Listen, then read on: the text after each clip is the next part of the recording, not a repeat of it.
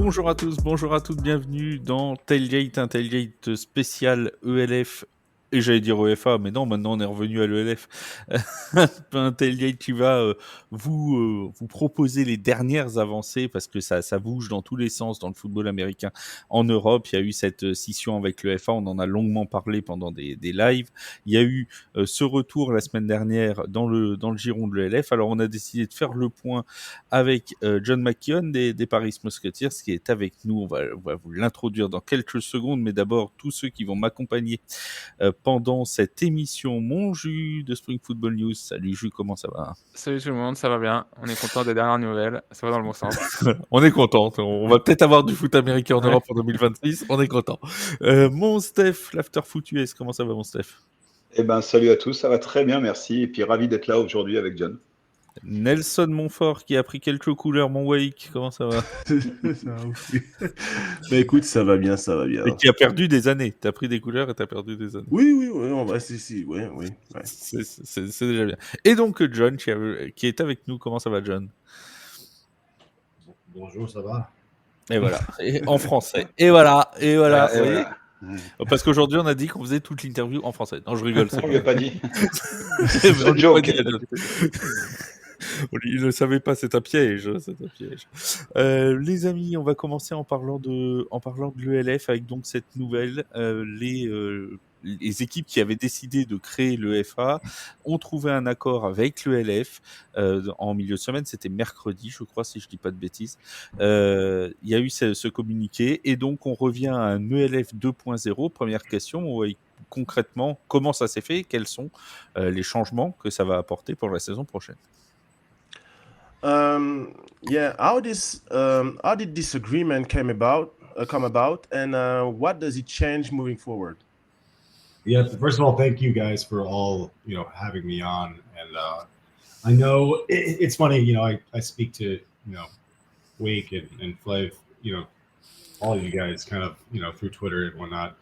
And obviously there's been a lot of questions about what's happening. And I would love to answer and be as transparent and open as I can. I think that's kind of one of the missions of the EFA and the Musketeers is try to be as open and honest, especially with the fans and press on everything that's happening. It's obviously been challenging because, with contracts open and negotiations happening and so much changing day to day, there wasn't a ton of concrete news we could publish faster. But this obviously what happened this week is really exciting. It's kind of the culmination of what had been months and months of talks and negotiations behind the scenes.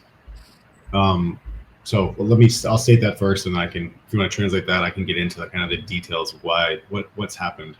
Ok.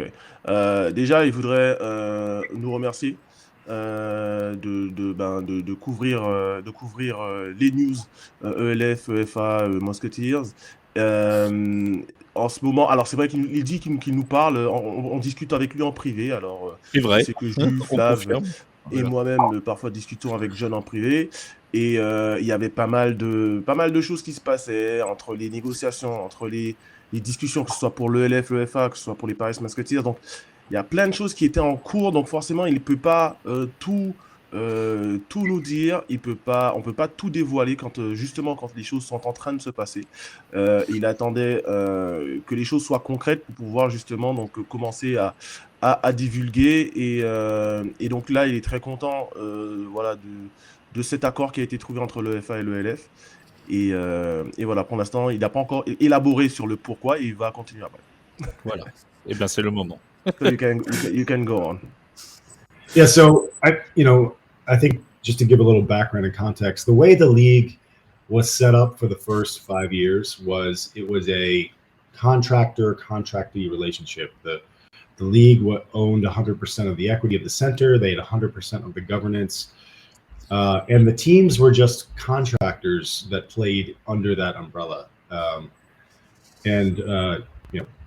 Musketeers joined obviously 2 years into it. We did our due diligence, but at the same time, you don't know till you know when you're in it.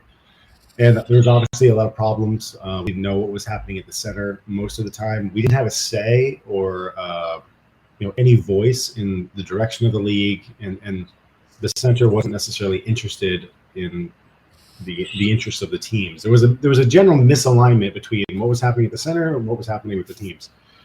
And this happened across the board. It wasn't just with us. It was every single team in the league. And the more we talked to the other owners of the other teams, we realized this was the case for everyone. So the EFA came from the idea that, we are all kind of trying to grow football in Europe at the same time in our individual markets. And we want to, share resources, share knowledge. How do we get better? How do we work together? And there was no infrastructure previous to the EFA that allowed us to do that.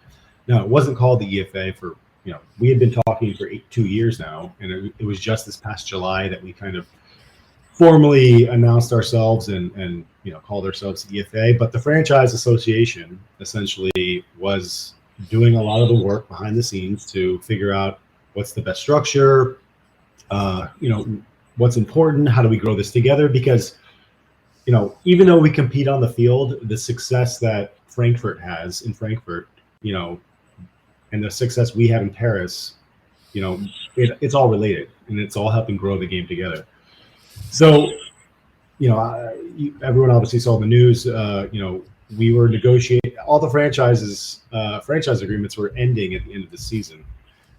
Some were, some weren't, and some had to be. That's why I remember Waick was telling you before how it wasn't like everyone's length of the contracts was different.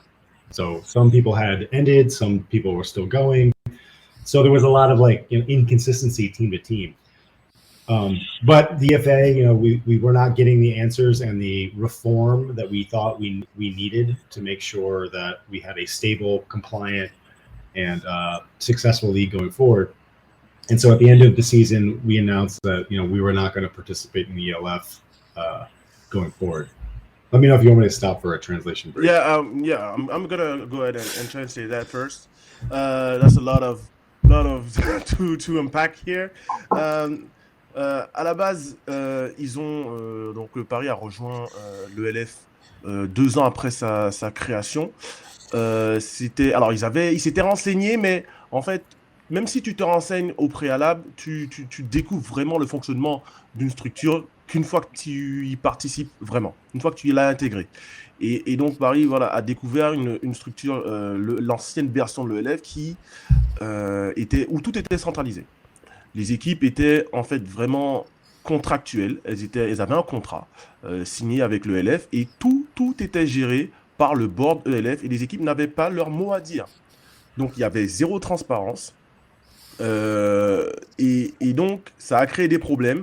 C'était des problèmes qui n'étaient pas propres au Paris Musketeers, c'était des problèmes qui étaient propres à toutes les équipes membres de l'ELF. Donc les propriétaires, qu'est-ce qu'ils ont fait au bout d'un moment? Ils ont commencé à discuter les uns les autres, à échanger des idées et à se dire que il y a quand même quelque chose qui va pas et ils ont commencé à discuter il y a déjà longtemps, il y a 2 ans de ça, mais c'est que vraiment en juillet dernier que cette idée d'EFA naît, parce qu'ils discutaient entre eux sans vraiment qu'il y ait une EFA et l'EFA est vraiment née en juillet dernier. Donc ils ont proposé des réformes, ils n'étaient pas spécialement écoutés. Et donc c'est pour ça qu'à la fin de la saison 2025, Paris a annoncé qu'il ne continuerait pas en ELF tel quel. Et il faut aussi dire que les équipes ELF avaient toutes des contrats, mais tous les contrats n'avaient pas la même durée. Il y avait des équipes qui étaient encore sous contrat, des équipes dont le contrat arrivait à expiration, etc. Donc tout ça, c'était une situation qui était vraiment complexe et difficile à manœuvrer. Et c'est pour ça que il y a eu pas mal de négociations behind the scene, comme on dit. Yeah, you can go on. And so, this was the beginning of September. So essentially the last 2.5 months, there's been a lot of talks behind the scenes on, should the EFA set up its own league and play its own league next year? And we had made a lot of steps towards that because what the EFA has done as part of its reform, it has formed working groups and committees for each of the problem areas that we noticed in league operations. And we've established our own governance and policies amongst ourselves to figure out how to operate as a group. As you know, we're we're a number of teams across a number of countries that all have different levels of funding and sophistication. So we had to figure out how we're going to work together, and we spent a lot of time over the last 2.5 months figuring that out. And so, during this process, the EFA has received tremendous interest from outside investors, both American, both European, worldwide, and the EFA teams themselves. Are a number of us are well funded enough where we could support financing the center as well. So there was a number of solutions presented over the last couple months. And okay, what is the best thing for this league? What is the best thing for all the teams together jointly? And that's the work that's been happening behind the scenes. Donc à partir de septembre, si vous voulez, les équipes, elles ont pris la décision de quitter l'ELF et de créer. En fait, l'idée à la base, c'était vraiment de partir et de créer sa propre ligue. Que l'UEFA crée sa propre ligue. Les équipes s'étaient mises d'accord et avaient déjà fait le nécessaire entre guillemets, ou ont commencé à faire le nécessaire pour créer leur propre ligue. La façon dont ils bossent à l'UEFA, donc ils bossent à l'UEFA, c'est vraiment par des groupes de travail. Donc c'est vraiment des groupes de travail, de réflexion qui chacun apporte ses idées et font avancer justement le schmilblick, comme on dit. et donc du coup voilà, c'est vraiment ce travail qui a été porté par les différentes équipes. Après c'est vrai que chaque équipe, en fonction de son marché, en fonction de son pays, a ses propres exigences. Mais le but premier de l'UEFA, c'était vraiment de créer cette cohésion entre différentes équipes et de ce travail qui permet de développer le football européen, parce que c'est vraiment ça le but premier, de développer le football américain en Europe. La réponse est finie ou non? Yeah, sorry. So it's basically the last month, at the beginning of November, the ELF minority stakeholders presented the EFA with a term sheet to come to a resolution. And that resolution, and over the past 3 or 4 weeks, we have been negotiating that term sheet with the ELF minority shareholders. And that term sheet essentially picks up all of the reforms and all of the requirements that the EFA teams needed to agree to play in an ELF league next year. And there's, Waick, why don't you translate that? And then I would like to just mention 4 main changes of why the league is going to be different going forward. Ok. Donc déjà, fin octobre ou courant novembre, l'ELF est arrivé avec différentes term sheets. Donc c'est vraiment avec un accord entre guillemets qu'ils ont proposé à l'UEFA. Et dans cet accord, il y avait toutes les réformes que souhaitaient les équipes UEFA de base. Donc c'est pour ça que cet accord a été signé. Mais tu peux lui demander, il y a 4 choses qu'il veut préciser. Donc là, on va le laisser faire, on verra après. Exactement, il va nous préciser ces 4 choses.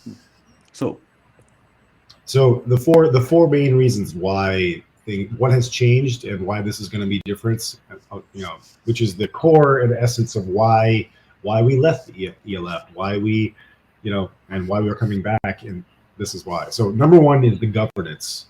So like I said before, we had 0 governance in the center. Now going forward, there will be a board of governors, NFL style, where essentially each team in the EFA and some of the ELF stakeholders will sit on a board and vote together on major decisions like admitting new teams, like changing rules, signing a big TV contract. Like all of these major decisions will be, decided and put up for a vote in front of a board of governors. Okay, I'm gonna translate that first. Donc la première chose, la plus importante, c'est au niveau de la gouvernance de l'ELF. Maintenant, chaque équipe qui est membre actuel de l'ELF aura un membre qui sera une personne qui sera membre de cette gouvernance, décisionnaire dans cette gouvernance, dans ce groupe qui va en fait vraiment prendre les décisions importantes. Donc chaque équipe plus les actionnaires majoritaires, okay, plus les actionnaires de l'ELF. Donc les actionnaires plus un membre de chaque équipe vont prendre les grandes décisions, les décisions importantes à l'avenir. Donc, ça peut être des décisions de changement de règles, ça peut être les contrats TV, ça peut être toutes les décisions ultra importantes de l'ELF maintenant seront votées, mais votées entre les différents représentants de chaque équipe, membres, plus les actionnaires de l'ELF. Yeah, the second point I would say it's just as important, and it's related to the governance, is transparency. Before we didn't have visibility on the contracts that the center was signing. We didn't have visibility on the budget. We didn't know how much money was in the bank account. And now the budget, the contracts, all these will be vetted and decided on by the teams in their committees and then voted on in the board of governors. So we will have full budget transparency and full, contract transparency. And that's to ensure that the product on the field is supported well. Alors, aussi, la deuxième chose la plus importante, et ça, de toute façon, c'est en corrélation avec la première qui a été dite, c'est la transparence. Parce qu'avant, et c'est incroyable, c'est lunaire. Avant, avant, ils ne savaient même pas combien d'argent il y avait en ELF. Ils ne savaient pas combien d'argent il y avait dans le compte bancaire de l'ELF. Ils ne savaient pas ce qui était fait avec l'argent. Ils ne savaient pas les détails. Ils n'avaient aucune visibilité sur les détails des contrats. Ils ne savaient rien de ce qui se passait et pourquoi l'ELF prenait certaines décisions et comment ils ont signé certains contrats, avec qui, comment tout le processus était opaque. Donc, ils ne savaient rien du tout. Donc là, ça va changer, ça, bien évidemment. Tous les contrats, tout sera... ils vont faire en sorte de savoir comment ça se passe. Déjà, avoir les comptes. Ils vont pouvoir les suivre, les comptes. Et puis, justement, savoir où en est le produit qu'ils proposent sur le terrain, s'il est supporté de la façon correcte. All right. Yeah. The third point is equity. Like I said before, the teams were just contractors for the center. Our incentives were not aligned. The league had no reason for the teams to earn money, and the teams had no reason for the center to earn money because they were separate businesses. Now it is one business. Now the ELF, the Paris Musketeers, are stakeholders in the ELF. We have equity in the center, and I think that changes the way all perspective and alignment happens. So all EFA teams are now equity shareholders in the center. Ok, donc chaque équipe maintenant ELF. En fait, avant, si vous voulez, l'ELF, encore une fois, c'est lunaire, c'est incroyable. L'ELF pouvait signer ses contrats, faisait de l'argent, sans regarder l'intérêt des équipes qui étaient membres de sa ligue. Ce qui est assez lunaire, mais c'était comme ça que ça fonctionnait. Donc, en fait, les intérêts des uns et des autres, les intérêts des équipes et quand je dis des uns et des autres, les intérêts des équipes et les intérêts de l'ELF n'étaient pas forcément alignés. C'est-à-dire que l'ELF faisait son argent et signait ses contrats dans son propre intérêt, et les équipes, elles, faisaient aussi signer leurs contrats dans leur propre intérêt, sans qu'il y ait vraiment de corrélation entre les deux. Là, ça va changer. Les équipes sont toutes les équipes membres de l'EFA sont actionnaires de l'ELF. C'est-à-dire que les revenus qui vont être générés par l'ELF vont ruisseler au niveau des équipes. Yeah. And the last point I would say is probably the biggest economic shift from the previous model to the current model. Previously, the teams only received roughly 16 to 20% of overall league revenue share. So that means essentially 80 to 85% of the league center revenue share went back to the league and the league shareholders. And now we've reversed that. So all the surplus revenue, basically the profit that the league makes on broadcasts, on sponsors, on championship game ticket revenue, will be distributed more favorably for the teams. So instead of it being 20-80 in favor of the league, it is now 75-25 in favor of the teams. And that is a huge shift and a huge change, and it helps distribute central revenues back to the teams to support them, going forward. Essentially the entire model turns the center into more of a service vehicle for the teams as opposed to a separate business that sits on top of the teams. Donc là, avant, les revenus générés par la ligue revenaient à 80% à la ligue et les autres pourcents aux équipes. Donc ça peut être les revenus faits sur les tickets, les ventes de billets pour le championnat, pour la finale de championnat. Ça peut être les sponsors, le sponsoring, ça peut être les contrats TV, etc. Tout ça, 80% des revenus, des bénéfices générés, c'était à la ligue. Aujourd'hui, c'est exactement l'inverse. Ça va être 25% à la ligue et 75%, si mes calculs sont bons, si je suis bon en maths et que John est bon en maths aussi, ça fait 75% pour les équipes. Ça fait 75% pour les équipes et 25% pour la ligue. Donc, c'est vraiment en fait la ligue, plutôt que d'avoir son propre business de son côté et les équipes leur propre business et chacun galère de son côté pour faire son argent. Maintenant, la ligue va vraiment être au service, entre guillemets, de ses membres. Yeah. Voilà. Donc c'est bon. You good? Yeah, so I talked a lot. I don't know if there's anything. No. It's good. We learn a lot. But today, where is this money? Where is this money today? L'argent de l'ELF d'avant, en fait. Plutôt l'argent de l'ELF d'avant, ouais, tu veux dire. So as a part of this agreement, the ELF minority stakeholders are recapitalizing the center. There's been debt, there's been liabilities, and obviously there needs to be funding to support and grow and market the center. And the ELF minority shareholders have agreed to recapitalize, basically inject, I'm not going to say the exact same number, but it is a in the not tens of million, it is over 10 million euros into the center to clean up all the past debts, liabilities, but also recapitalize the league, and push it forward into the future. Ok, donc en fait, l'argent, la dette générée sur les 5 dernières années de l'ELF, en fait, elle a été lavée, entre guillemets. Ils ont les actionnaires ont réinjecté de l'argent pour laver la dette et pour permettre justement à la ligue de poursuivre à l'avenir. Donc ils ont lavé la dette et réinjecté de l'argent. On parle de plus de 10 millions d'euros. Sur ça, on peut imaginer, que c'est les 4 nouveaux investisseurs avec la franchise de Londres, qui avait déjà été annoncé en ELF en juin, mais qui avait été annoncé pour l'UEFA avec Londres et Milan, et qui au final se remettent en ELF aussi. Donc il y a une injection d'argent de la part des investisseurs, Déjà un grand merci à John pour ces détails sur la gouvernance, parce que c'est super complet et ça va couvrir pas mal des questions qui nous ont été posées, et pour le coup là on a un point vraiment complet de la situation et de ce que ça change au niveau de la gouvernance, et Dieu sait s'il y a des choses qui changent. Juste au niveau des équipes qui font partie de l'ELF, tu parlais de Milan et de Londres. Déjà, quel est son regard sur l'arrivée de ces deux équipes-là, et est-ce qu'on est sûr qu'elles seront là pour 2026?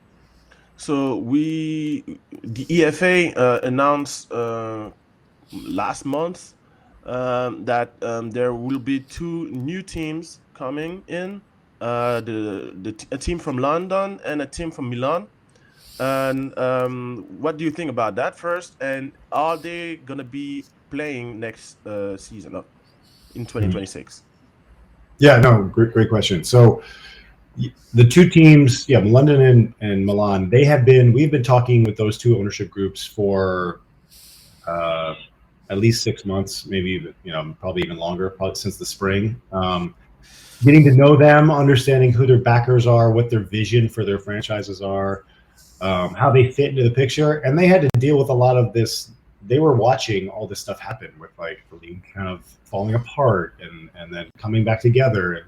And we've grown really, really close to those ownership groups. This is in London is David Gandler, who is also an ELF minority shareholder. He's the CEO of Fubo TV. He was just part of this. He owns a football team in London, in England also. Yeah, he purchased a team in I think it's called Leighton Orient in East London. along with the stadium. So he's got, again, these are the key points to vetting a franchise going forward. It's, is the ownership solid? Do they have great vision for where they're going? Do they have great infrastructure? Is the market ready for them? And I think that, I think London is kind of a no-brainer to have someone of David's caliber join the EFA and join the league and build a team. And he believes in the vision. He's all in, just like the rest of us. So it's really exciting to have him kind of join the league. And then on the Milan side, we've been working with Justin Pugh, a former New York Giant. He was 11-year NFL player. And he is very close with a number of Italian investors who are been watching kind of everything happen on the sideline. He's also been working with the Moody brothers on infrastructure and talent. So even though the Moody brothers and the Seaman are not the operators or financiers of the new Milan team, they will be involved in helping onboard the team to operations. So they already have like a leg up. It's not like starting from scratch in Milan. And Justin and his Italian partners have some really big ideas of how to get the NFL further involved in Europe. Justin's got great partnerships in the NFL offices. So again, like two really, really strong ownership groups that are well-financed, have great vision, and completely are aligned with this new structure. And it was one of the reasons they wanted to get involved now. So they're not going to participate in the 2026 league as a team. You mean Milan? Milan and London are not going to play in 26. But we think that, this whole kind of reset of the structure, we want to make sure we shake out everything, but getting them, they're part of the meetings now and the calls now. They participate in all of our meetings. They're with us. And, one thing that Paris didn't benefit from when we joined the league is we basically had no support from other teams or the center on like, okay, what does success look like? How do you build this from scratch, and how do you help each other out? And I think that's one thing that we can give to these two new teams to ensure they get off to a strong start, because we've all seen, teams fall apart, be poorly financed, not know how to find the right talent or the right coaching, and it's a bad product for everyone. So if we can support these new teams from the start and get them off to a strong start, it just really helps all of us. Donc en fait, ils ont commencé à discuter avec Londres et Milan depuis le mois d'avril. Donc en fait, c'est des équipes qui ont vu, si vous voulez, la situation se dégrader en ELF et s'arranger, entre guillemets. Donc ils ont vu tout le drame qui s'est déroulé là lors de ces 6 derniers mois. Et donc ça a justement renforcé les relations entre les différents investisseurs, que ce soit du côté de Londres et de Milan, avec les équipes UEFA. Ils ont pu discuter, voir que vraiment ils ont un vrai projet. Alors concernant Londres, le propriétaire est aussi un actionnaire minoritaire de l'ELF, David Gandler, qui est propriétaire de Fubo TV, qui est le propriétaire de Leyton Orient FC, qui joue en 3e division anglaise, si je ne me trompe pas, et qui a la bonne idée d'être aussi propriétaire de son stade. Donc on voit qu'ici on a quelque chose de plutôt une base très très solide pour l'avenir. Et côté Milan, c'est Justin Pugh, ancien lineman offensif des Giants, qui fait partie des investisseurs, des propriétaires de cette nouvelle franchise milanaise, qui sera soutenu par les frères Moody, qui étaient propriétaires du côté des Seamen à l'époque. Ils seront pas investisseurs, mais ils vont soutenir l'équipe milanaise dans sa formation et dans sa gestion. Donc voilà, ce sont des projets qui sont vraiment solides, et c'est important en fait pour les équipes UEFA de soutenir ces nouvelles équipes, pour les aider à grandir, parce que c'est pour le bien de tous. Déjà, ça profite à tout le monde, parce qu'on a vu des équipes faire banqueroute, disparaître, parce que pour mauvaise gestion, pour problème d'investisseurs, etc., qui n'ont pas été spécialement aidés. Côté Paris, John nous l'a dit, quand Paris a rejoint la Ligue, ils n'ont pas spécialement été aidés par les autres propriétaires d'équipes. Et donc là, ils veulent vraiment créer cette cohésion et permettre à ces deux équipes de s'intégrer, d'intégrer correctement la Ligue à l'avenir. La vraie information déjà, c'est que ces deux équipes ne joueront pas en 2026. Donc ce qui veut dire qu'ils vont prendre le temps de monter les infrastructures et les structures en termes d'organisation et d'investissement et de gestion de ces deux franchises pour que ces deux franchises soient opérationnelles pour la saison 2027. Mon jus, tu avais une question. Yeah, I have a question, John, about the team for the 2026 season. So, do you already know how many teams will be playing next year? Is it gonna be something like 10 and 12 teams, like the EFA said during the off season, or is it gonna be more teams? Il a coupé le micro. You are muted, John. Sorry about that. It's good. We have enough teams right now to play and to move forward with exactly who's in our membership base right now. We're talking with a couple teams that are still undecided on what structure they want to play in, and there's been a lot of change for everyone. It's understandable to take a second look at, do you want to spend another 2 to 3 million euros, financing a team next year, under what structure, and does it work for you and your ownership group or your board? So we understand that, and I think that's we're with all the members of the EFA, we're all talking with different teams. Some current teams that played in the league last year, some former teams that played in the league, and some completely new market entrants who've applied to join the EFA. So again, we could play right now. I think that if we're giving ourselves a deadline of before the end of the year, I think it'll probably even be sooner than that, by the middle of December, to kind of finalize. Okay, this is exactly how many teams are going to be playing in the league, and finalize our schedule and our competition. But right now, if no one else joins, we're going to play in 26 with who's amongst us. But we want to make sure this news is obviously very fresh. It just came out, 3-4 days ago. So we want to give teams and their ownership groups enough time to digest the news, ask questions, meet with us on what this means for the league. Because just with you just now, there's a lot of detail to it. There's a lot of change. So we want to make sure that teams are, one, they're comfortable, but two, this goes back to the health and safety of American football in Europe going forward.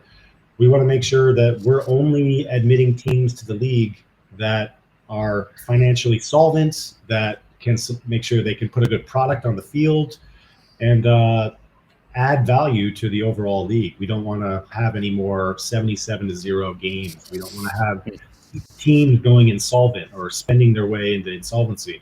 So that's the role of the board of governors, is to evaluate the new teams and admit them, or tell them what they need to do to become admitted.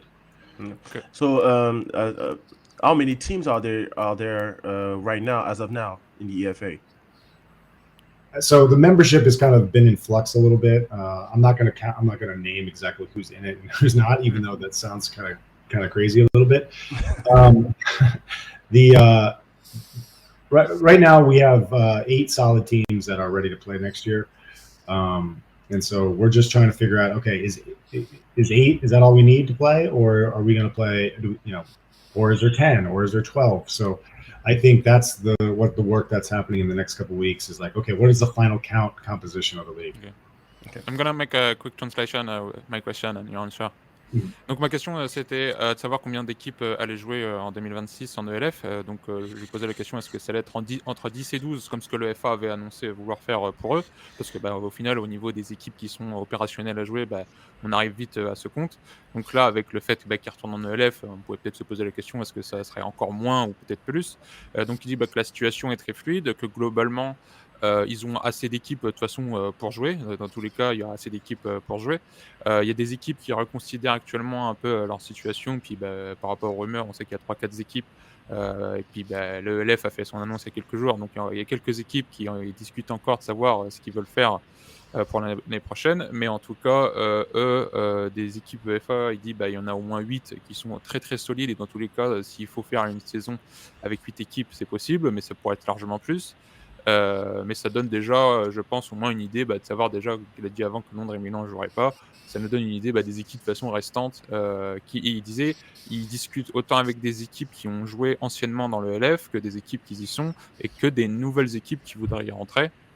Voilà, donc pareil, il y a des rumeurs sur les équipes en Suisse et tout, donc ça donne une idée de combien d'équipes peuvent jouer l'année prochaine, quoi. Et surtout, et ce qui a été dit aussi, c'est que ça voulait être compétitif, c'est-à-dire qu'il n'y aurait plus de score extrêmement fleuve, que les équipes seraient toutes, entre guillemets, solides. J'ai bien tout Bah là, compris. oui, c'est ça, ça reste ce que le FA avait prévu, quoi. Si le FA a réussi à réformer le LF et tout, ils viennent avec l'idée de il nous faut plus d'équipes à 0-12.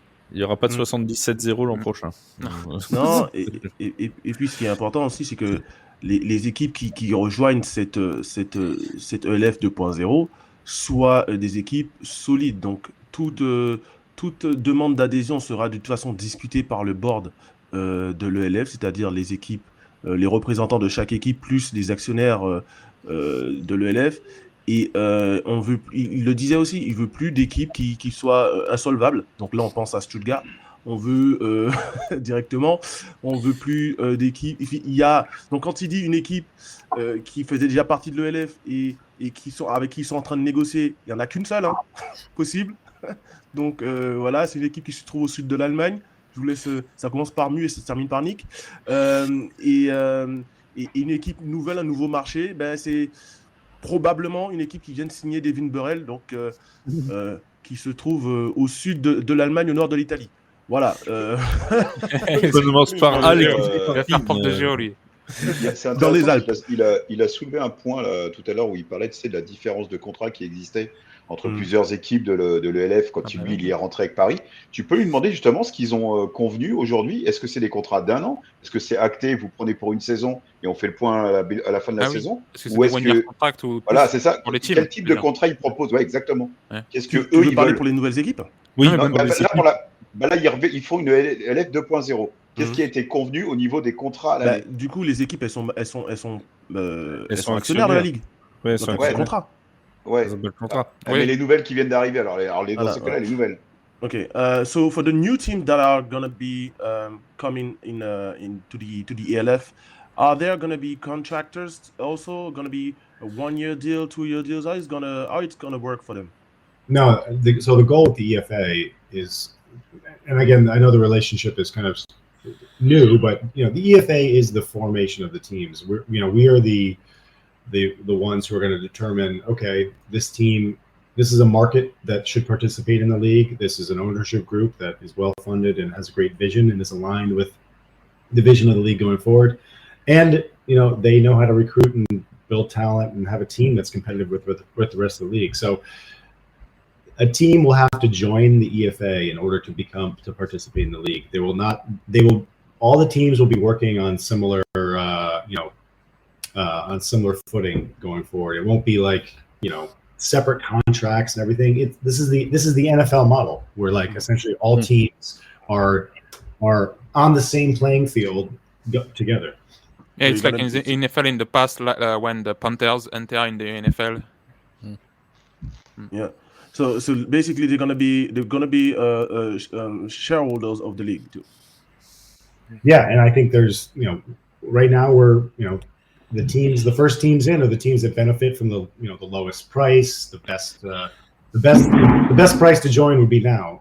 Obviously as the league grows, our vision as the league grows stably, slowly, securely, these licenses and these contracts become more valuable. But yes, exactly what you said, Waick. Okay. So donc du coup pour rejoindre l'ELF, il faut rejoindre l'EFA. Ok. Donc en gros, ce que ça veut dire, c'est que les équipes qui vont devenir membres de l'ELF vont aussi être par essence actionnaires de l'ELF. Donc il n'y a plus d'histoire de contrat, il n'y a plus de rien de tout ça. C'est vraiment les équipes qui joignent l'ELF vont joindre l'EFA et devenir actionnaires de l'ELF. Après, il le dit, si les équipes veulent rejoindre l'EFA, l'ELF, c'est maintenant que c'est le plus cheap, maintenant c'est le meilleur marché, maintenant c'est le plus bon marché, entre guillemets, le moins cher. Plus on va avancer dans le temps, et peut-être que le produit qui va être fourni va faire monter les prix. Donc les équipes qui voudront rejoindre plus tard devront payer sûrement un peu plus. Ce qui est logique, parce que tu vas avoir les équipes de départ, comme il dit, qui ont créé le FA, qui, eux, ont participé à la... Tu veux justement en étant financier, acteur financièrement pour la reprise de l'ELF. Si les autres arrivent après en disant, bah, écoutez, maintenant, nous, on veut bien, vous avez fait tout le boulot, on arrive. Non, ça C'est ce marche que pas je disais comme dans ça. notre podcast. En fait, tu as une base qui est les franchises fondatrices, même en leur reprenant le LF 2.0. Et au final, les autres franchises qui arrivent après, qui sont vraiment nouvelles, bah, c'est un ticket d'entrée, tu vois. Bien sûr, totalement. Ouais. Juste un petit mot sur... alors, il a parlé tout à l'heure du nombre d'équipes qui seraient fixées, qu'il y aurait une deadline. Est-ce que... Oui, c'est vrai que dans la réponse, dans la traduction, j'ai pas apporté, mais il a dit qu'il y aura ils vont essayer de faire l'annonce concernant le nombre d'équipes et le calendrier et tout ça d'ici la fin de l'année. Voilà. Et est-ce qu'il y a eu... décembre, Est-ce qu'on a une idée justement de la diffusion, du format de compétition, du calendrier, plutôt janvier prochain, je suppose? Quand est-ce que la saison va commencer, tu veux dire? Et est-ce que est-ce qu'il y a une modification qui est étudiée sur les dates de la saison, ou est-ce qu'on repart sur mai-septembre? Okay. So regarding next season, what is the deadline for you to announce the schedules, maybe the rule changes? Qu'est-ce que tu voulais encore savoir, Flav? La date le début de la saison. compétition, est-ce que ça reste en mai? When the season starts, so everything regarding the next season. When are we gonna know about it? Yeah, I mean like I said, the news just came out of this deal this week. The committees are meeting. We have a competition committee that's going to determine.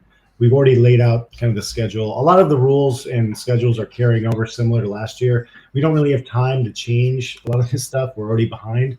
So, and a lot of the structures and rules around the league last year were kind of, the teams agree with them. So there's not a ton, on the competition and schedule side, there's not a ton changing. Obviously the number of teams competing in the league will determine, who's playing who on what dates. So the first thing we need to do is lock down exactly who's playing in the league next year. And then we have all of the committees and rules set up already right behind that decision to put together the schedule, to start selling tickets, to getting into normal league operations going into the offseason. But all this is meant to be done before the end of December. At the very least, we wanted to get done before Christmas to start selling tickets before Christmas, and that's the goal. So I'm not making confirmed date deadline announcements here on the call, because again, this is the committee's job of the EFA to do this, but that's the gist of the timing. Ouais, donc ils ont une commission de compétition un peu sous le modèle de ce qu'a la NFL. La NFL. Donc c'est elle qui va gérer tout ce qui est calendrier, règles, etc. De toute façon, il l'a dit, ce qui s'est passé l'an dernier va se passer. On aura les règles qu'on avait l'an dernier, seront les mêmes l'année prochaine. Pareil pour le calendrier, il va ressembler grosso modo à ce qu'on avait l'an dernier, parce qu'ils n'ont pas le temps de tout chambouler, parce que avec tout ce qui s'est passé, on n'a pas forcément le temps. Okay, donc déjà la première priorité, de toute façon, ce qui va déterminer la durée de la compétition, ça va être le nombre d'équipes. Bah oui, ça, oui. Donc là pour l'instant il y en a 8. D'ici, il aimerait bien, alors ça c'est pas lui qui décide, donc il peut pas nous donner une deadline affirmative, mais d'ici il espère qu'avant Noël on peut offrir des tickets en cadeau de Noël. Exactement, avant Noël. Avant Noël, il va savoir le nombre d'équipes exactes qui joueront la saison prochaine, pour pouvoir commencer justement à vendre des places pour les matchs. Donc voilà, on attend encore une fois le nombre d'équipes, et ça c'est pour mi-décembre, fin de 3e semaine de décembre, 4e semaine de décembre, pour avoir cette réponse. Au niveau du Championship Game, est-ce qu'il y a déjà une réflexion sur... On sait qu'il ne se tiendra pas à Stuttgart l'an prochain, parce que bon, c'est peu probable. Est-ce qu'il y a une réflexion sur est-ce qu'ils veulent faire quelque chose de tournant entre les pays? Parce que là, il va y avoir quand même beaucoup de pays représentés. Donc, une fois en France, une fois international. Il y a moins d'Allemands, quoi. Voilà, il y a moins d'Allemands. Il y a une donc ligue un peu moins allemande, peut-être. Est-ce qu'on fait quelque chose de tournant Et puis, j'avais une question aussi, toujours sur le Championship Game, sur est-ce qu'il n'y a pas une idée de changer le nom? Okay. Regarding the championship game, do you already have an idea of where it's going to be played at? Obviously not in Stuttgart. Maybe, maybe just like the NFL does, in a country a year, and in another country the next year, and just like the NFL does with the Super Bowl. And maybe, do you have an idea if the name of the championship game is gonna stay, or maybe you're gonna change it? Yeah, these are really good questions. I mean, we are obviously, we've already been talking with stadiums for the championship game for next year, and broadcasters as well. It's interesting that a lot of the questions that you guys ask are the same questions that stadium vendors and broadcasters are asking, and it's about how many teams are in the league, and because a lot of this is tied to okay, how many games are going to be broadcast? Because depending on how many teams you have in the league, is how many games, how much product, how much how many games will actually be on the broadcast. Sorry, just to answer your question directly, we've been talking with stadiums, mostly in Germany right now for the final next year. I mean, this is kind of like a stabilization year. We need to show and prove that this model and the product are going to improve and get better. So I think it's really important that that's what we concentrate on going forward. But yeah, this is a pan-European league. This is kind of like one of the other reforms is that we feel that having more French, playing the game in France, playing it, having more French language and French, Parisian friendly involvement and outreach from the center will help promote the sport and the Musketeers in France. But the same thing goes for all the other countries. They're all, hungry for more support in growing their markets. Spain, Copenhagen, Prague. These are all countries where the sport is continuing to grow and develop. And the better ways that we can support a pan-European league will help us all grow. What was your last question, Waick, about? Maybe the name of the championship game, Oh, the name, yeah. I mean, there's been a lot of talk. I think that the ELF, it's suffered a bit of brand damage. I can be honest about that over the last years. And we've been in serious talks about do we rebrand the league? Do we rebrand the championship game? And these are all things that the commercial committee, as part of the EFA and ELF, the stakeholders will decide and put forward if it needs to be rehabilitated, if it can be rehabilitated as is, or if there's improvements that can be made. So again, if you have any suggestions, we can take them to the committee. We'll ask our fans to get us some suggestions to change the name of the championship game, because ELF championship game it sounds kind of weird. On a eu le European Bowl. We had the Euro Bowl, the European Bowl. Some like the Super Bowl. Donc, alors, pour en revenir à la question, ils sont déjà en discussion avec des stades. Alors, pour l'instant, c'est en Allemagne, on va pas se mentir. Pourquoi ? Parce que le but pour l'instant de cette ligue, c'est déjà de se stabiliser. Il faut vraiment stabiliser le produit, stabiliser la ligue, stabiliser toutes les organisations. C'est l'année 2026, elle est dédiée à ça. C'est vraiment le cheval de bataille. Après, bien évidemment, il est important de se dire que c'est une ligue qui est pan-européenne, donc qui a pour vocation de tourner. Le Championship Game pourra se faire dans d'autres pays, peut-être en France, peut-être en Espagne, peut-être en Angleterre, etc., dans les pays membres de l'ELF. Donc ça, c'est le but de l'EFA et de l'ELF à l'avenir. Et puis aussi, c'est d'avoir un peu plus par exemple, pour le marché français, d'avoir un peu plus de français au niveau quand je dis de français, de langue française au niveau de la communication de la Ligue pour le marché français, de l'espagnol pour le marché espagnol, du tchèque pour le marché tchèque, etc. Donc, vraiment européaniser l'ELF déjà au niveau de la structure elle-même, parce que c'est une structure qui, de toute façon, le Julien il nous disait, les conférences de presse de l'ELF se faisaient en allemand à l'époque. Donc, Oui. Là, c'était pour te faire plaisir, ça, oui, qu'on le sait tous. I don't mind it in German because I speak German, but Et puis dis ça en anglais. Il dit ça en anglais, dis-le en allemand. Il va faire une phrase avec un bout de français, d'anglais et d'allemand. Non, mais voilà, Voilà, le but c'est vraiment d'européaniser la chose. Donc après, concernant le nom de ELF, en tout cas le nom du Championship Game, de la finale, il est ouvert à toute suggestion. Il avoue aussi envoyez-les que... par mail. Je pense Envoyez par mail. C'est même en la UFL, commission, c'est la Mais on pourrait faire voter les commerciale fans. Ouais, faudrait faire ça, franchement. Bah, on peut faire voter les fans, c'est vrai. We could organize a fan vote for the championship game name. That would be a nice idea. Maybe like the Rainfire have asked the fan to change the name, but now they don't have to change the name. Ça servait à rien, mais bon. But maybe the ELF can ask to the fans what is your suggestion for the championship game. Because even in the United Football League, we call this the championship game. It's not the Super Bowl of the UFL, it's a championship game. So the fan just want a better brand name for the final game of the season. Yeah.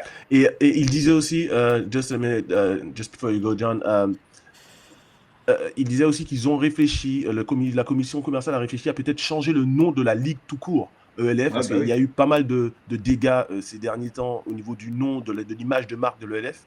Donc il a été question, ou il est question, il sera peut-être question de changer de nom. Donc pour l'instant, l'ELF reste ELF, mais peut-être que ça va changer, ça pourrait éventuellement, il n'y a rien de sûr, changer à l'avenir. Est-ce qu'il est encore capable de racheter cette image de marque de l'ELF, de redorer le blason de l'ELF? C'est vraiment la question que va se poser cette commission. Une dernière question sur l'ELF, après on passe à Paris rapidement, parce qu'on va pas le garder 3 heures non plus, John. La question de la diffusion, est-ce que l'ELF 2.0 sera toujours sur DAZN, ou est-ce qu'il y a d'autres contrats, d'autres partenaires télé qui pourraient rentrer dans la danse? On sait notamment que David Landler est propriétaire de Fubo TV. Regarding the last question on the ELF, and then we're gonna go ahead on Paris. Regarding the broadcast, is it still gonna be the zone, or maybe the zone and Fubo? Because we know that David Gendler is the owner of Fubo TV. Who is gonna broadcast the ELF next year? Yeah, I mean, this is the work that the commercial committee is doing right now. I mean, there's existing contracts with the ELF for the zone, ProSieben, a number of other, kind of OTA broadcasters across Europe. But, again, this is the first time that we're really getting to look at these deals and see, like, okay, do they make sense? like, do we get to see, what's in it for the league and what's in it not, what's in it for the, do we believe in the strategy and the vision that was established on, broadcast strategy?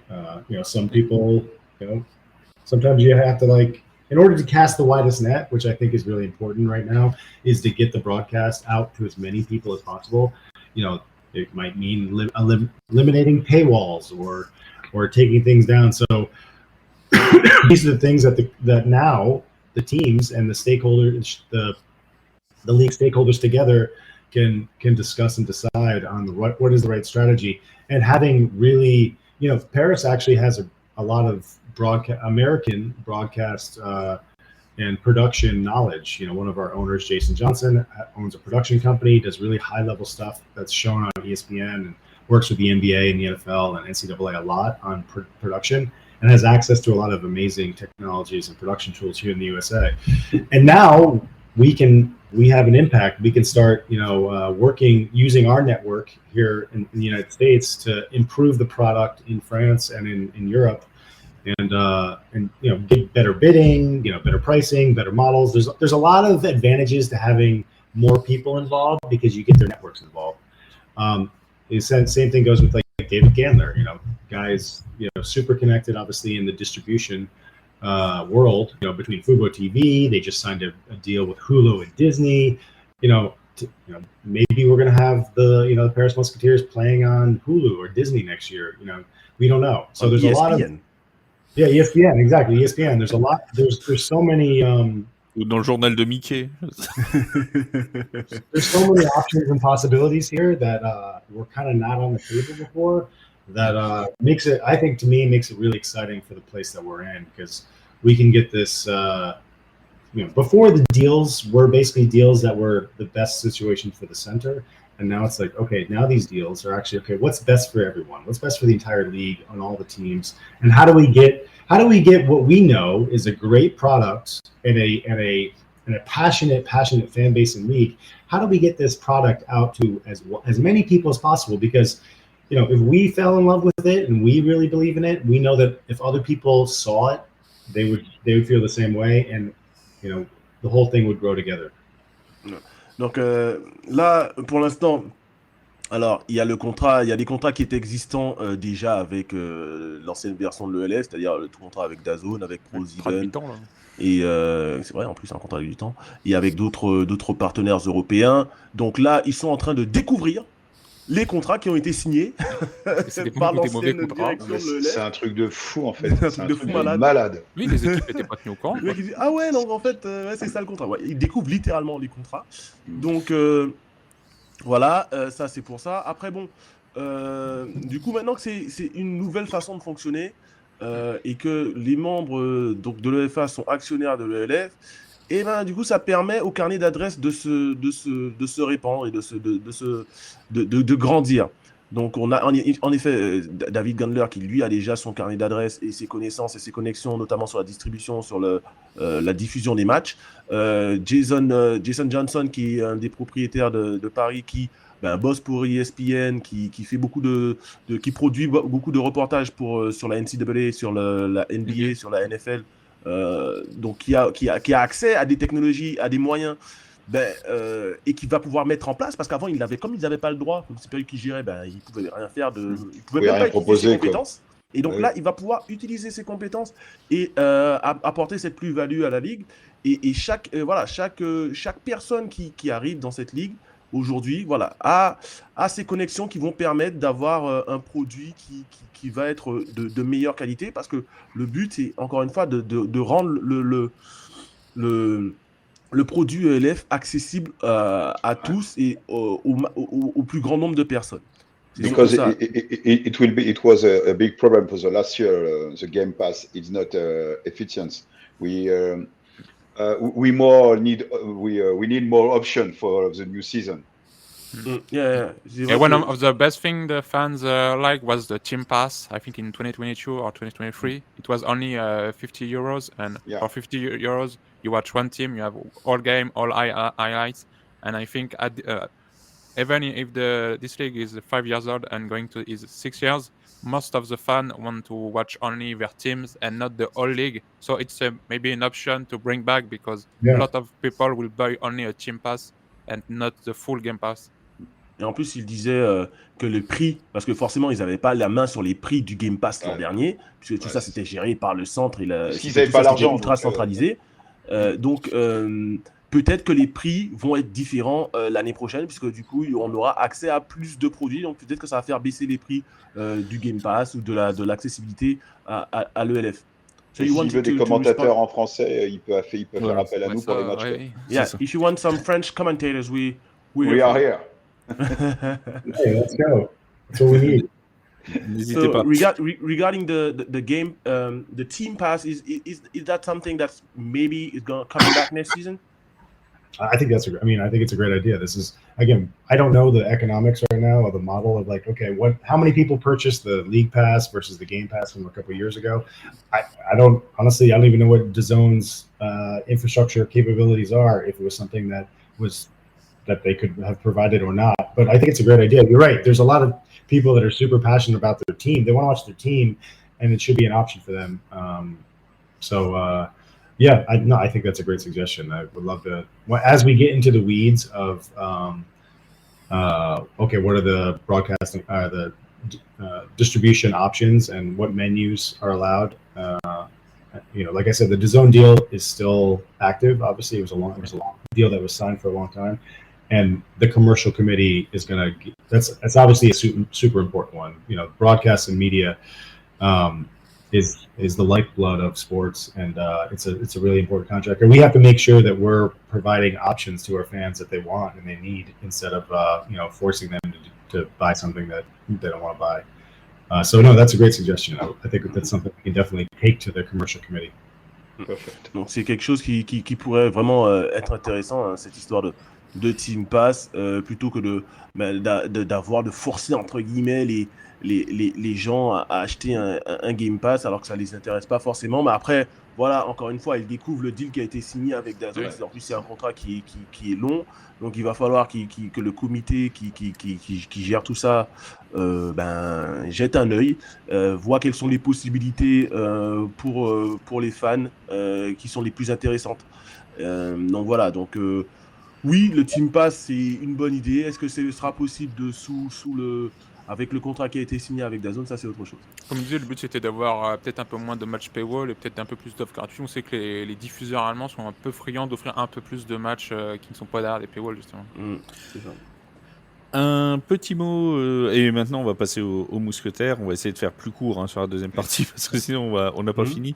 C'était le principal, là, il fallait dégrossir. Mon cher Jus, tu avais une question. On va commencer avant de parler des arrivées dans le staff et des arrivées dans l'effectif. Tu avais une question sur la visite des mousquetaires chez les Saints de la Nouvelle-Orléans. Yeah. So now we're gonna talk about the Musketeers. Maybe you can talk about the weekend with the Saints at the New Orleans and how. Comment Yeah, c'était comment? C'était bien? It was a good weekend. Oh, it was fantastic. Like we were there for how many days? I was there for 3 days. 5 days. I was there since Wednesday last week, and then most people showed up. Hugo and Kevin and Booker all flew in from Paris on Wednesday, so it gave them a day to kind of catch up before we got right into the itinerary. But no, it was amazing. The Saints had a jam-packed itinerary for us. We had a lot of our sponsors and investors also come in town to experience the game and to be part of the partnership with the Saints. They are so warm and they are so on board with this partnership. It's really heartening to see how much they believe in growing their brand and the brand of American football in France and in Paris. That we had a great trip with them back in July, and this kind of like was the next step. It was fantastic. I'll take a translation break, but I can go into more detail about the stuff. Tu veux faire au jeu ou c'est... Donc, vas-y. Ouais. Donc du coup, il dit que lui, il est arrivé dès le mercredi à la Nouvelle-Orléans. Hugo, Tekedam, Kevin Queredo-Diaz et John Booker, eux, sont arrivés. Alors, ils ont pris l'avion le mercredi, donc de toute façon, on leur a donné un jour pour récupérer du vol. Donc, du jet lag en un jour, t'inquiète pas, tu récupères pas. Mais tu as dû récupérer du vol. Vraiment, voilà. Ça a été génial. Plusieurs investisseurs et sponsors de Paris ont aussi fait le voyage à la Nouvelle-Orléans. Ils ont été super bien accueillis. Ils ont pu voir, justement, découvrir toute l'atmosphère qu'il y a autour d'un match des Saints à la Nouvelle-Orléans et au Superdome. Les défaites qu'il y a aussi. Ça, c'est les fans qui parlent. Obviously, the Saints lost the game against the Falcons, but that's a there. Mais non, en tout cas, ce partenariat, en fait, après la visite des Saints au mois de juillet, il était important pour Paris de savoir comment continuer et concrétiser cette alliance avec les Saints. Et donc, ce voyage était important, notamment donc, pour Paris, mais aussi pour les Saints, parce que le but aussi, c'est pour eux de développer leur image, de développer leur marque en France et en Europe à travers ce partenariat avec Paris. Donc, tout ça, c'était une franche réussite. And we just a few days before Paris made the trip to the New Orleans, we heard the NFL is gonna maybe playing finally a game in France with the Saints. C'est aujourd'hui que John va nous l'annoncer. And so it's a nice to have the bridge between the Saints, Paris Musketeers. You have Jack Del Rio, who is a former player and coach of the Saints, and now the Saints are maybe playing in 1 or 2 years a game in France. So maybe the day the Saints come in France and play a game, it's going to be huge for both teams and for the market of football in France. Yeah, this partnership, I think, is really groundbreaking because we know the Seahawks have done some stuff with the Ryan Fire. Madrid is actually doing some really interesting stuff with the Miami Dolphins. But I think the cultural and kind of historical connection between New Orleans and and France and Paris is it's so much more authentic and real than like a lot of these other partnerships. I feel like, from our branding to our the look and feel and even the warmth of the organization and the ownership, there's really a shared kind of again authenticity, I think, to this partnership that it's going to be hard for other teams to replicate. And I think we're going to be leading the way with how NFL and NFL teams approach growing in Europe. So it really is. I'm very, very excited about it. I'm just gonna translate this. So, en fait, je disais, vu qu'on a appris le match NFL qui arrive bientôt en France, la connexion qui se fait quand même entre les Saints et les Mousquetaires depuis quelques temps, c'est aussi un plus. Et il disait quand même que même s'il y a la Rainfire qui a un partenariat avec les Seahawks, il y a les Bravos qui sont proches des Miami Dolphins, la connexion qui existe entre Paris et la Nouvelle-Orléans est avant tout historique de par l'histoire des deux pays. Et même au niveau du partage un peu de l'identité visuelle, de ce qui se fait en interne, c'est des échanges énormes pour eux. Et en fait, le fait que les Saints possèdent le marché NFL en France, en fait, c'est génial de pouvoir bosser avec une équipe pro à Paris. Et le jour où ils viennent, on peut imaginer des petits events et tout qui seront au top et qu'on n'aurait jamais peut-être pu voir si le LF n'était pas présente en France avec une franchise en France, quoi.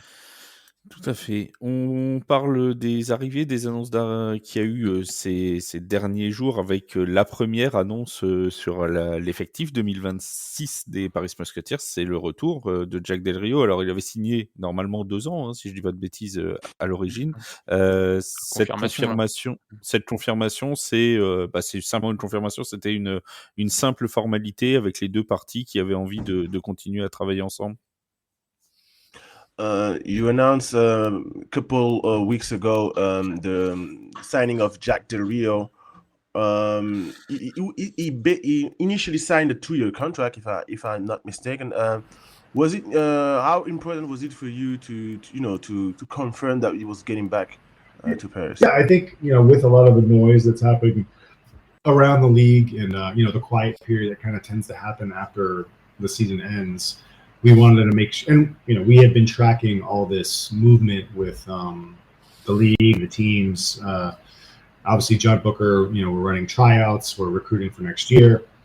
We wanted to let everyone know, players, coaches, the public, that Jack is coming back, and this is, he's the most well-known coach probably in Europe right now, and he's excited and working every day with Booker to build next year's team.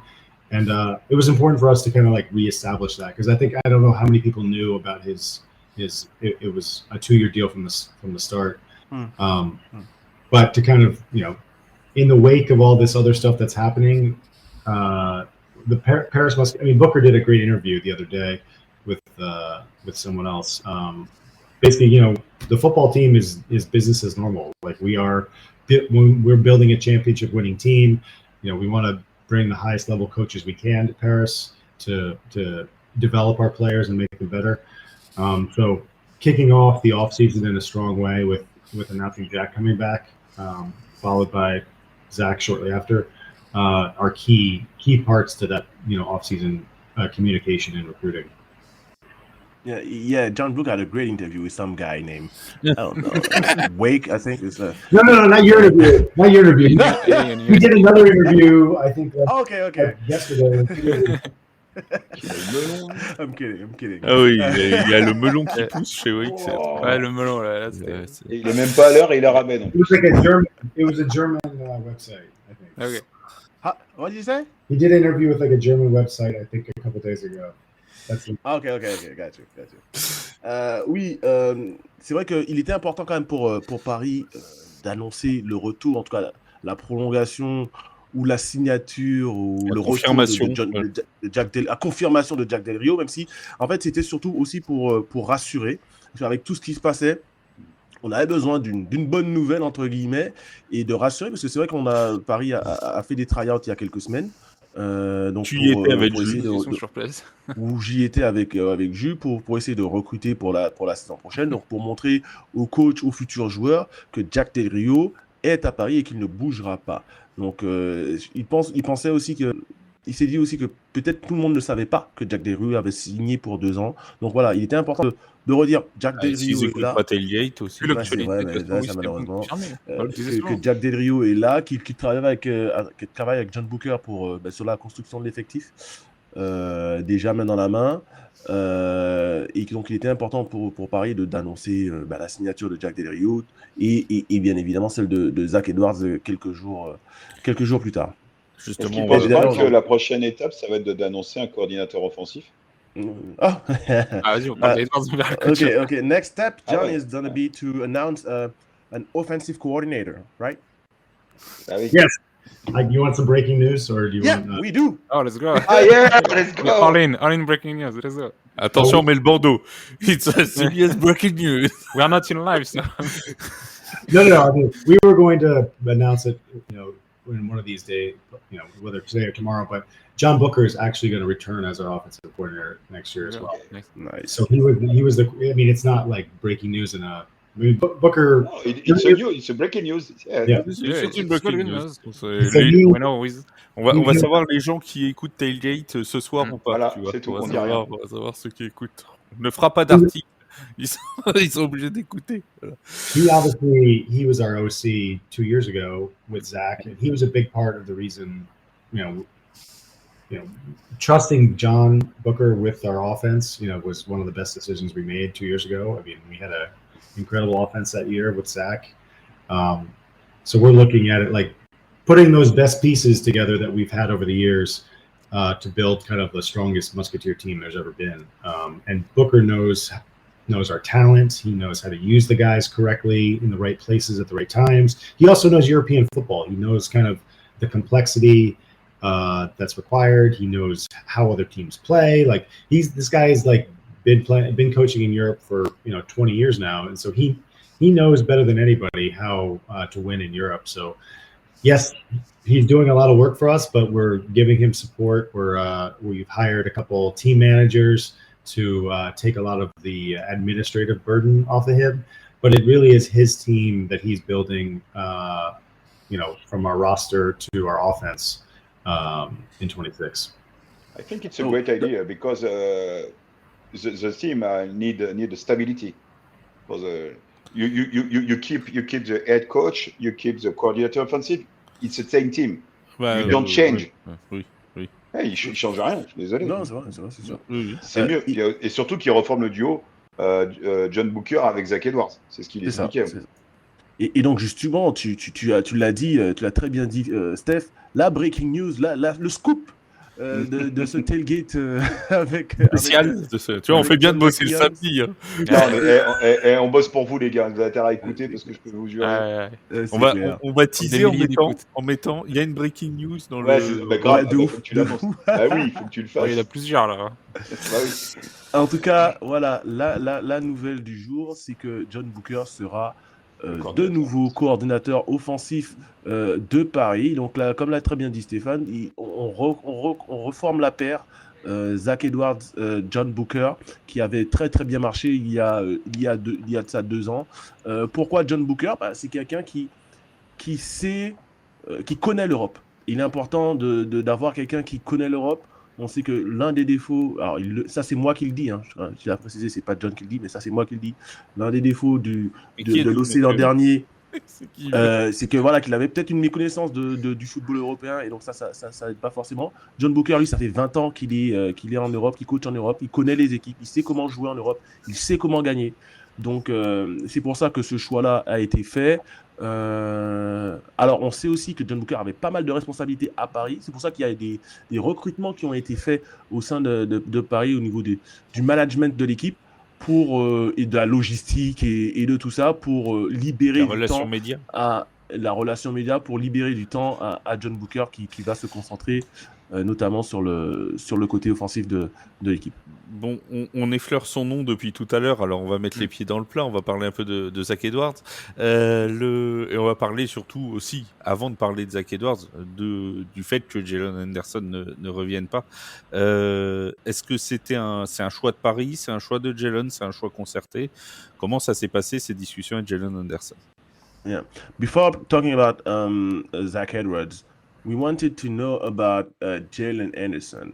Was it his decision not to come back to Paris? Was it Paris's decision not to sign him back? What, or is it maybe both of the both? What went into that decision?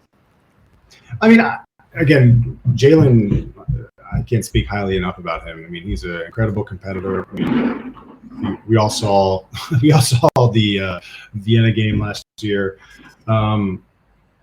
And again, he was in the top of, even though he wasn't the number one in the league, he was still on the leaderboard for, I think, passing yards and touchdowns. So again, incredible football player, a great leader too. He inspired the guys. He was one of the guys. Any team. I think we're in a situation. We had two great choices, right? We can have Jalen Anderson or Zach Edwards, and I think.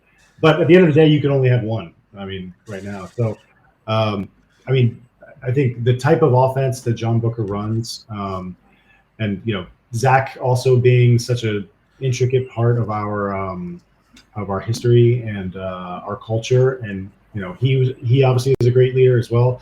It was a very tough decision, but I know with the type of offense we plan on running and the offense that we're building, the team that John Booker is building on offense, he felt that Zach was a better choice for next year. So that's kind of how the decision was made.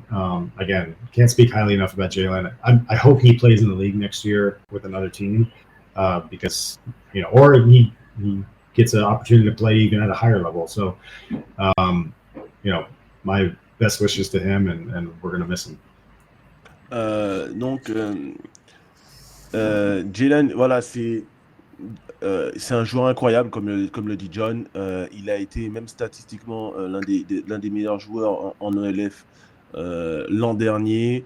Ce qui s'est passé en fait, c'est que voilà, ils avaient vraiment un choix de riche entre guillemets, entre deux excellents joueurs, entre Zach Edwards d'un côté et Jalen Anderson de l'autre. Et avec le type d'attaque que John Booker aime mener, Zach Edwards correspond plus à son style de jeu. Donc c'est pour ça qu'ils ont préféré signer Zach Edwards plutôt que Jalen Anderson. Mais ça n'empêche que John espère que Jalen signe dans une équipe en ELF cette saison, ou éventuellement dans un niveau un peu plus haut. On sait qu'il a passé des try-outs pour l'UFL dernièrement. Donc voilà, c'est un excellent joueur. Il n'y a rien contre Jalen, mais par rapport au style de jeu Zach est plus compatible par rapport au style de John Booker, Zach Edwards correspond plus à ce qu'il recherche au poste de quarterback. Donc c'est vraiment ce qui s'est passé dans ce choix-là. Et justement, Zach Edwards, est-ce qu'il a été facile à convaincre de revenir chez les Mousquetaires et de revenir à la compète, parce qu'il avait arrêté depuis un an. Ouais, puis même physiquement, tu vois. Was it easy to convince Zach Edwards to come back? I think the connection that John Booker and Zach have, was all the convincing I think Zach needed. I think he was when he heard that Booker was gonna lead the offense, and I think, like I said, they worked together for a year and a half since Booker came to Paris and Zach was here, and they really connected. And like Stefan said, it's like you're really building on history and stability, and it's not like we're not installing a brand new offense. We're not learning how each other work. Like this is an improvement. We were 11-3, 10-2 during this, 10-2 during the season in 2024, and I feel like it still took us midway through the year to catch our stride on offense. So to have Jack Del Rio had an incredible defense last year. To have John Booker and Zach Edwards on offense, like it's almost like the all-star Musketeer lineup, in my opinion. Okay. Donc, non, ça n'a pas été spécialement compliqué, puisque en fait, avec la connexion qu'ils ont tous les deux, Zach Edwards et John Booker, ça s'est fait de manière limite naturelle. Et en fait, comme John dit, comme disait Stéphane, c'est pas l'attaque, elle ne va pas changer. On va pas repartir de zéro. Voilà, les joueurs connaissent déjà le style de John Booker. Zach Edwards connaît déjà le style de John Booker. Voilà, en 2024, Paris a terminé avec un bilan de 10 victoires, 2 défaites. Quand on regarde bien, en fait, il y a eu, avec la victoire en playoff et la défaite en playoff, c'est même 11-3. Et puis la saison dernière, mais malheureusement, l'attaque n'a pas pu trouver son rythme avant plus de la moitié de saison. Ouais, c'est ça. Il y avait la défense que c'était pas, comme il dit, avec Del Rio. Alors que la défense menée par Jack Del Rio était l'une des meilleures défenses de toute l'Europe. Donc c'est vraiment retourner aux sources, entre guillemets, en attaque et aux bases, avec un style de jeu qui est connu des joueurs, et plus l'expertise de Jack Del Rio en défense. Pour John, c'est vraiment c'est comme s'ils avaient une équipe All-Star. Il faut vraiment regarder que Paris, ça a été une des équipes sur le plan sportif les plus stables, qui arrive à reprendre ce qui a été fait de bien à court terme et qui repart pas de zéro. Il y a beaucoup d'équipes, c'est le changement de head coach, de QB, de vétérans. Et Paris, c'est ce qu'on avait réclamé et soulevé comme problème au niveau de la stabilité. Hein. On avait expliqué les problèmes offensifs de la saison dernière. Justement, notamment sur ce point-là, quoi. Et là, ça aurait été dur si tu repartais de zéro. Et au final, là, tu peux de reprendre des trucs qui ont été faits avant. Quoi. Voilà. Puis quelqu'un qui connaît la structure, John, ça fait 3 ans, je crois. Ça va faire sa 3e année. Il est là depuis le début. Hein. Il est là depuis le début. Il était 3 ans. Il connaît la structure, il connaît Zach. La transition, elle est tout ça. Puis on a vu Zach Edwards sur les différents, ceux qui le suivent sur ses réseaux, qu'il n'a jamais arrêté de s'entraîner physiquement. Il coachait, mais il s'entraînait physiquement. Tu le voyais à la salle, tout ça. Donc, je doute pas du côté du fait qu'il va être prêt dès le début de la saison. Oui, vas-y, mon Waick. Next step, now that you got Zach Edwards back, we need to get Dawson Dales back also. Oh, yeah, of course. I made it for that. Yeah. Vas-y, John, go. Travaille, John. So, John, you know what you have to do now. You have to talk to Dawson. Yeah, I think Dawson. The thing about Zach is like he's still. I think he's young and he still has the hunger. I think to play and at a high level. And it was funny. Because he was in New Orleans with us, and avec Austin Mitchell d'ailleurs aussi. Yeah, and Austin was there too. And it was Zach. He's played football every year for the last 15 years of his life or something like that, and playing in Europe, you guys watched him play. He plays hard, like the guy is a competitor, and he's always beat up, and after the season, has to recover, and he's like not playing for a full year. He's like, I've like completely healed my body. I feel fresh. I feel strong. I feel healthy. So, I expect him to come back with like full fire and ready to go. So he's very excited. Ouais, c'est vrai que pour Zach Edwards, en plus, c'est qu'il est encore jeune. Il a encore cette envie, cette hargne et cette envie de compétition et de gagner. C'est un gars qui a fait plus de 15 saisons consécutives de football américain, donc qui est toujours un petit peu... toi, Stéphane, toi qui as joué, toi qui a fait du foot US, tu sais comment qu'à la fin de la saison, tu es toujours un petit peu cassé, etc. Donc, surtout à son poste à lui et surtout dans son style de jeu. Exactement, dans son style de jeu, lui qui fonce dans le tas. Il a toujours été toujours des pépins physiques en fin de saison, toujours un peu cassé en fin de saison. Et là, avec une année off, il se sent comme un nouvel homme. Il a envie. Ça va mieux coller à son style, d'être à 100% à nouveau par rapport à son style. Zach Edwards 2.0. C'est Son Goku. C'est ça, Zach Edwards 2.0. Il est en pleine forme physique, mentalement, il est prêt, il a qu'une hâte, c'est de retrouver les terrains, justement. Justement, question. Oui, juste après, je prends la mienne et après la tienne, mon jus. Justement, quelles sont les prochaines annonces quand est-ce qu'on peut attendre à commencer à avoir des annonces au niveau des joueurs? Tu nous en as déjà donné pas mal là. Ouais, non, mais attends. Vers quelle date on pourra avoir des annonces de joueurs? Et comme Austin Mitchell était à la Nouvelle-Orléans, est-ce qu'on considère qu'il ferait partie de l'effectif 2026? Okay. When do we gonna know about when do you guys gonna announce more signings of the players for next season? And because we saw Austin Mitchell in New Orleans last weekend, does it mean that he's gonna be a Paris Musketeers player next season? Yeah, Austin's again part of the family, so like. Booker. Right now we're basically signing contracts and doing all that stuff now. We try not to announce people before the contracts are signed, but once all that stuff is finalized and signed and paper is dry, we're planning on making a lot of announcements. Booker has signed most of the team already, honestly, so it's not like we were just trying to figure out what the timing around this stuff. And obviously a lot of the attention has been on league news and making sure the structure is set up right. Now that that's kind of established, you should be seeing a lot more signing things. Donc là, ils sont encore dans le processus de signer les contrats. Donc ça, ils veulent pas annoncer certains contrats qui ne sont pas encore signés, forcément. Mais en fait, John Booker, qui est le GM et le coordinateur offensif, a déjà signé une bonne partie de l'effectif. Bon, ça, de toute façon, il suffit de regarder les réseaux des Paris Musketeers ou des joueurs de Paris pour savoir qu'ils sont tous ensemble en train de s'entraîner à Atletica. Donc, voilà, ils sont en train de se dire, bon, quel sera le bon moment pour annoncer les signatures des joueurs, sachant qu'il y en a déjà plein qui ont été faites, quoi. Donc, c'est vraiment une question de quand est-ce qu'on va annoncer, de timing. Alors, quel est le meilleur moment pour annoncer tout ça? Non, mais déjà, il annonce les coachs, c'était quand même pour moi la priorité, hein, de toute façon. Ouais. Et puis voilà, il le disait que la priorité de toute façon avec cette intersaison, c'était déjà de régler cette histoire de ligue. Ouais, déjà, ouais. Voilà, on savait pas trop où on en était. Et donc, voilà. On fait deux questions rapides.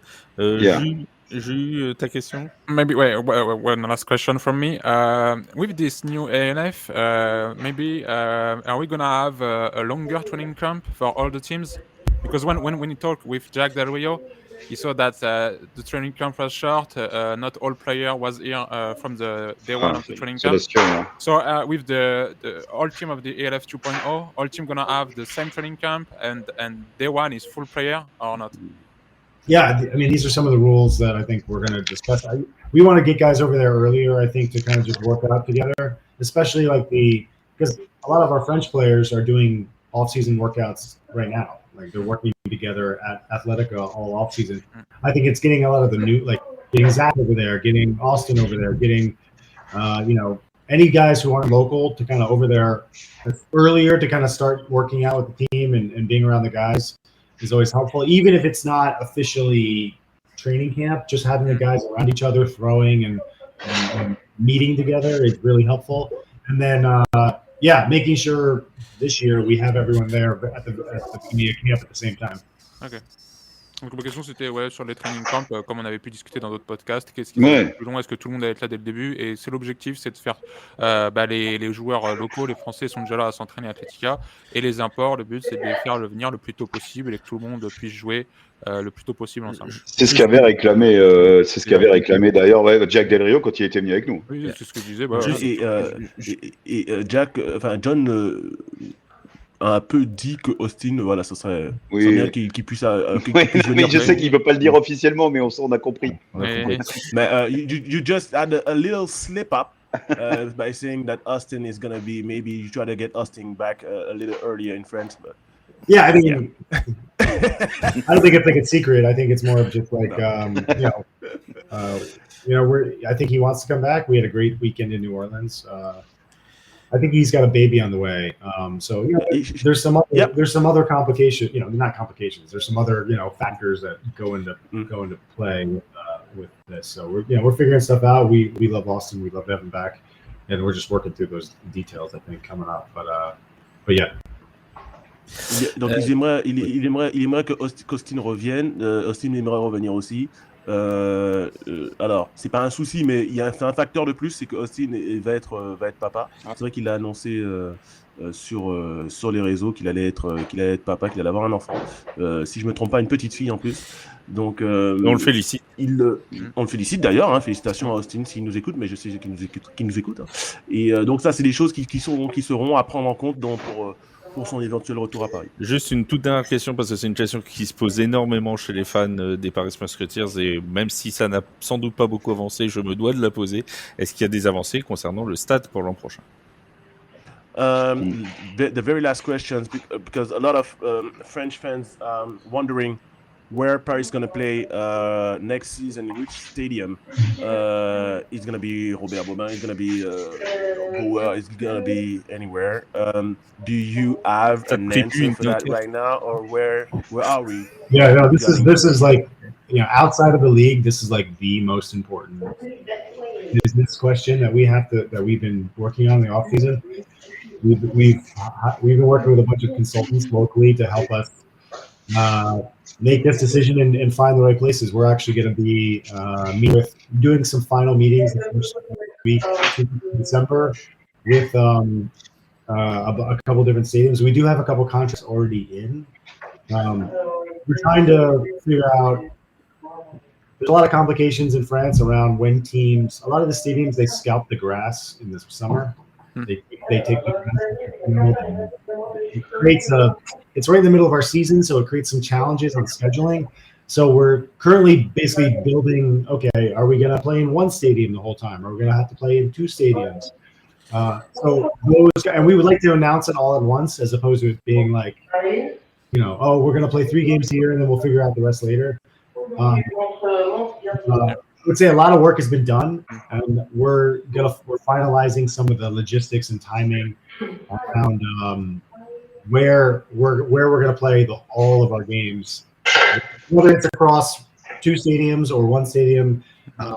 That's what we're working on. So it's a bit complicated, but it is like literally outside of the league, it is the most important thing for our business and for our fans is like, okay, where are we playing? But lots of really positive chat. I can say that in general, every stadium and everyone we've talked to has been very excited for us to, like, they want us to play there. They want to work with us. I was worried that we'd get a lot of pushback. The news this week that, I guess there was a L'Equipe reporter said something bad about it. Oh, yeah. And every person we've talked to in this stadium process has been very excited about American football, the NFL growing and coming to France. So to me, it's been very heartening. It's been very encouraging to hear how warmly the Musketeers have been received at all these different stadiums and with all these different municipalities. So again, not to put you off, but there's been a lot of time and work put into this, and we're definitely trying to have a situation in 26 that is best for our fan base and for to have the best atmosphere possible. Donc, c'est en dehors de la ligue et du drame qu'on a eu entre le LFA et le LF, c'était vraiment le point le plus important de cette intersaison pour Paris, c'était de trouver un stade. Alors, les négociations avancent, elles sont bien avancées. Ils discutent avec plusieurs stades parce qu'il y a des problèmes de logistique qui se posent en France. C'est que beaucoup de stades, l'été, en plein moment où le LF se joue, enlèvent leur pelouse. Donc, ça pose des problèmes. Ils se posent la question, est-ce qu'ils vont devoir jouer tous les matchs dans un stade? Est-ce qu'ils vont devoir jouer un certain nombre de matchs dans un autre stade? Donc, tout ça est en train d'être discuté en ce moment. Il y a beaucoup de négociations qui sont menées. Les discussions sont positives. Les stades ont envie et sont très heureux de pouvoir négocier avec Paris. Ils aimeraient... ils suscitent l'intérêt. Paris suscite l'intérêt. En tout cas, les Mousquetaires suscitent de l'intérêt au niveau des différents propriétaires de stades.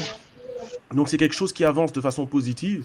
Voilà, il s'inquiétait, il a eu vent de l'intervention de notre cher Camille Macali sur le football américain en France. J'ai entendu. Que personne s'y intéressait, etc. C'est vrai.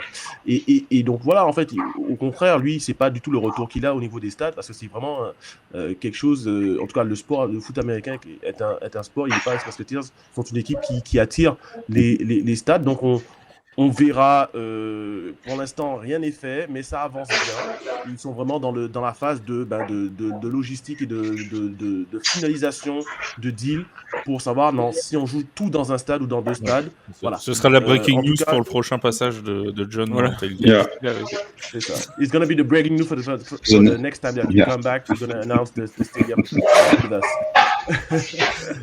Voilà. On remercie beaucoup John Ouais, d'avoir thank été you avec so nous, much. parce que plus d'une heure et demie à nous accorder du temps et à nous expliquer tout ça. J'espère que vous tous, vous allez apprécier ce podcast avec beaucoup d'informations.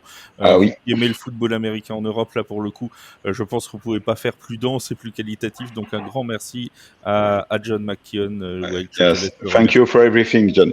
Thanks, John. Yeah, Thank you guys. This is, I mean, this is very important. It's like it's there's a lot of complexity and confusing, things happening out there. There's also a lot of like, I would say bad information on the internet about this. Like a lot of people, and like the void of communication on everyone's side, creates this vacuum that gets filled with noise. With like a lot of it's like half true. Like you could tell people are like leaking things. And so like some of it's true, but some of it's like not, or it's being twisted or tilted a certain way. So it's super important that like, to show that like there's a lot of work and a lot of good people behind the scenes, that have a common and aligned vision. Like we're working very closely with Madrid and Nordic and Frankfurt, and like these teams that are very passionate and care so much about not only their markets, but for the future of American football in Europe. And it to me, it's so encouraging to see teams work together like this and ownership groups work together like this to kind of like improve the product for all of us and improve the situation for all of us. So it's the only way that this is going to survive and work and go forward is if we all work together. So I'm excited to talk about it and to fill you guys in as much as I can about everything that's happening. Donc oui, c'était important pour lui de venir, pour John de venir dans l'émission pour parler de ce qui s'est passé ces derniers mois, parce que il y a beaucoup d'informations il y a des informations qui Il y a beaucoup de rumeurs. comme il le dit, certaines sont vraies, certaines sont fausses, certaines sont en fait détournées. Donc il était important d'avoir un peu de clarté dans le discours, sachant que il l'avoue qu'il y a eu des moments où il n'y a pas de communication, que ce soit du côté de l'ELF que du côté de l'UEFA. Donc ce manque de communication, comme la nature a peur du vide, est comblé par d'autres informations qui viennent parfois qui sont bonnes et qui parfois ne le sont pas. Donc il était important de mettre de la clarté dans tout ça, et il travaille beaucoup en étroite collaboration avec Madrid, avec d'autres membres de l'ELF, parce que le but commun de toutes ces équipes, c'est vraiment de développer le football américain en Europe, et ils n'y arriveront que s'ils travaillent ensemble. Voilà. Donc encore une fois, un grand merci. Je crois qu'on vient de battre officiellement le record de longueur de Tailgate de la saison. On a battu Jalen Anderson qui était à 1h34. Voilà, on vient d'effacer des tablettes Jalen Anderson. Merci, un grand merci à Jus, merci Waick, merci Steph, et un grand merci à John. Merci à John surtout. D'avoir été là. On se dit à très très vite les amis pour de nouvelles aventures sur le LF. Salut les gens. tout le monde. Bye bye. Bye.